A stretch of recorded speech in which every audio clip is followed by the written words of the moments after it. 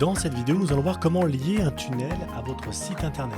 Ça peut être un site WordPress ou ça peut être votre site actuel. Donc, si je pars du blog WordPress, je vais prendre une page, ce qui va être celle-ci. Et donc, l'idée, ça va être au clic, par exemple, sur un texte, découvrir mon offre, de pouvoir afficher donc la première page du tunnel. Donc, je vais aller sur ma page. Et donc, ici, c'est d'écrire un texte et de mettre un lien sur ce texte. Donc, le texte, ça va être cliquer ici pour découvrir mon offre. Je vais récupérer sur la première étape de mon tunnel, je vais dans paramètres de la page et vous voyez ici, ça c'est l'URL définitive de ma page. Là, je vais copier cette URL, je vais dans ma page, je clique sur ce petit maillon ici qui me permet d'insérer un lien, hop, et je pense à bien mettre à jour. Si maintenant je rafraîchis ma page, vous allez voir que le lien ici apparaît et quand je clique sur le lien, vous avez bien la page en question de mon tunnel de vente. On va faire exactement la même chose que sur la partie du blog WordPress, on va faire un texte, donc par exemple, je vais faire un copier-coller du texte que j'ai fait tout à l'heure. Donc cliquez ici pour découvrir mon offre. Pareil, ça fonctionne exactement comme sur un blog WordPress. Alors vous pourriez aussi, si vous souhaitez, faire la même chose, mais par exemple,